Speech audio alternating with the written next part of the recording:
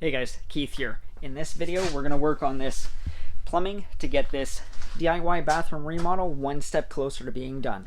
Let's get to it. Okay, so what we need to do here is finish or terminate this with a copper stub out for our toilet.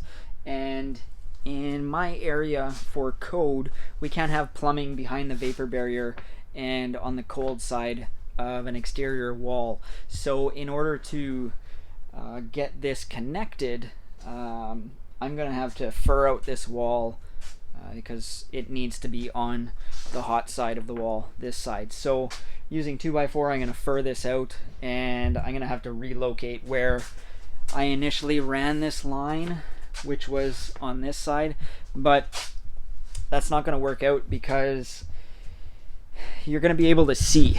So if you look at your toilet, you're going to see your stub out coming out from the wall here, and that's just ugly, and I don't want it to look that way. So instead, we're going to have this here relocated, coming up and over down the furred out wall, and then it's going to stub out behind the toilet.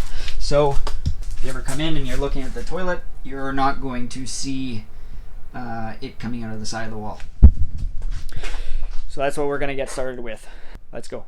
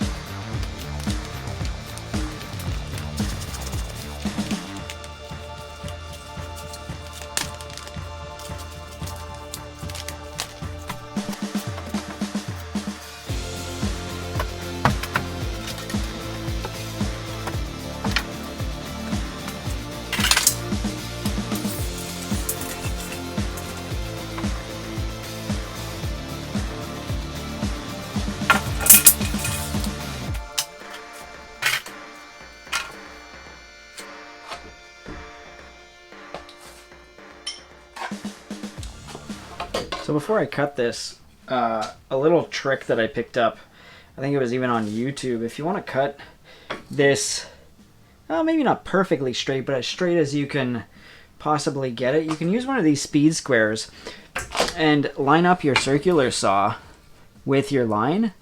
And as you cut through this, it'll actually follow this square, and it'll give you nearly perfectly straight line. Just a quick tip there for anybody that needs to cut a 2x4 or some kind of piece of wood quickly and get it straight.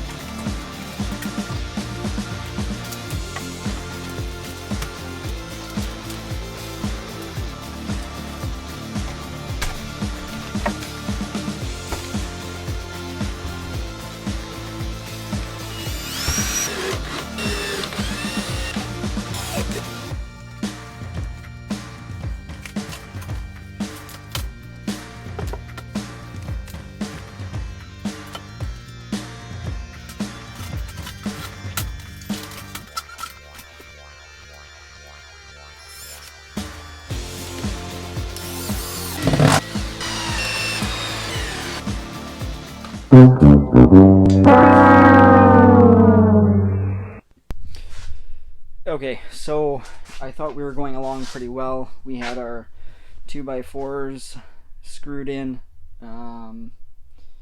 but when I got to the bottom, I realized a bit of a mistake here.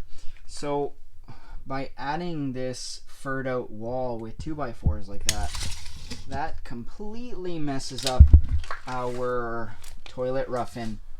Now normally what you want is a 12-inch rough-in off of the drywall. So if you don't have drywall like we do in this case, you'd want roughly 12.5 inches or a bit more. So when I roughed in this bathroom, I went a bit safe, and the rough-in's about 13.25, 13.5 inches, which is good. I'd have plenty of room to put my toilet in. But by furring this wall out, that would bring our rough-in to less than 10 inches, which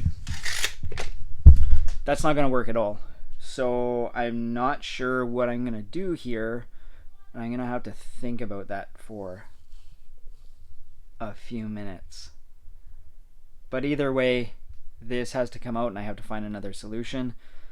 I still don't want it to be stubbed out on the side here. So it's really got to go back here. The stub out's about this big. It can push in to the vapor barrier a little bit, but I don't really like the idea of that. So I'm gonna see what I can do to make this work. It's got to be on this side of the vapor barrier and in front of the insulation, so it's not on the cold side of the wall. So I have a bit of wiggle room there. Gonna see what we can do. Let's keep going. A few moments later. Okay guys, I found a solution. What I ended up doing is taking the 2x4s and ripping them down to 3/4 inch, and that's just enough to get the water line in. Because of the furring, I had to cut this out here to allow the water line to come through but still remain in front of the vapor barrier and the insulation, and then it's going to come down in between this cavity, and it's just furred out 3/4 inch, so it's going to work. Over here we're going to fix that up with some tape for vapor barrier, and we should be good. And then we have to make our connection here for our stub out, and we're gonna do that now. Let's go.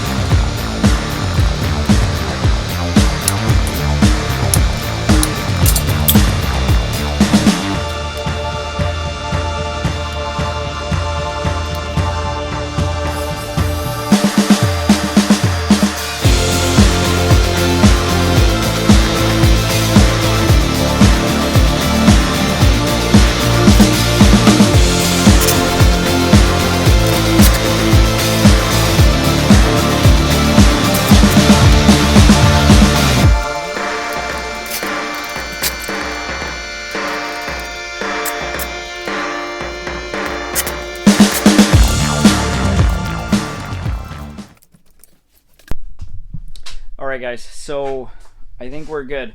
We've got our vapor barrier taped up and we've got our stub out installed here, and it turned out alright. It's in front of the vapor barrier and the insulation, so I think the inspector is going to be okay with that. I'm not sure. We'll have to see when he comes. Next up is dealing with the sink plumbing. I'm really not happy how I initially did that, and also I need to tweak how I've routed some of the plumbing up there.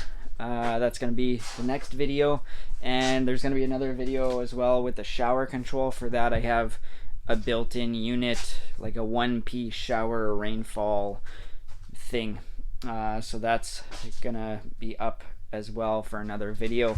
For the more astute viewers that noticed, I've got some mold here growing, and it looks like I have some kind of leak coming from up top. tried to take a quick peek, but I'm not sure exactly what's causing that. So before I close this up, I obviously have to deal with that. It's kind of a bummer, but it's all part of owning a house and doing things yourself.